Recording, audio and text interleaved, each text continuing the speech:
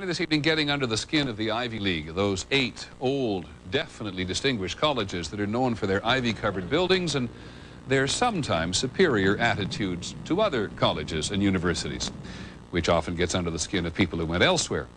Yale University is 300 years old this year, and were you to visit its campus, you would see that it still has exotic clubhouses, which look like tombs where Yale's legendary secret societies meet. Their prestige and importance have largely evaporated, but the rituals are still a secret. And so when we heard that some enterprising characters had managed to spy on the famous Skull and Bones Society, well, we couldn't resist. Here's ABC's Dan Harris.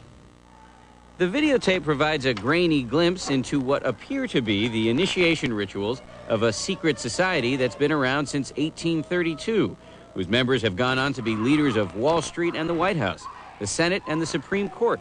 They're sort of trying to scare the initiates, make them, disorient them, frighten them. New York Observer investigative reporter Ron Rosenbaum accompanied a team of Yale students who shot these pictures 9 days ago.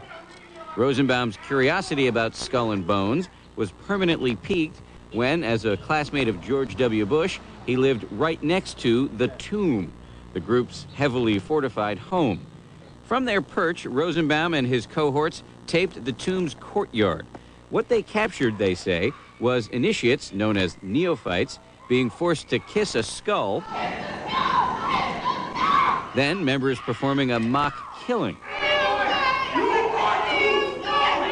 It may look like your average fraternity nonsense, but Rosenbaum says it's not.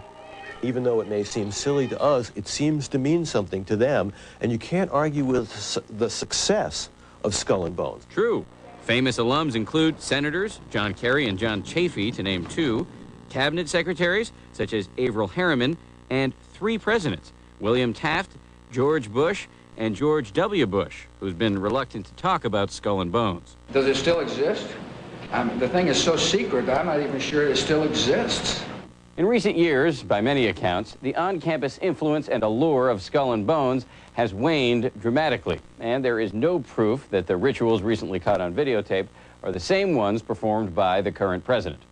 Still, Rosenbaum says the tape is a valuable artifact, an extremely rare view into the secret society that groomed the American ruling class for generations. Dan Harris, ABC News, New York. That's our report on World News Tonight. Don't forget Nightline.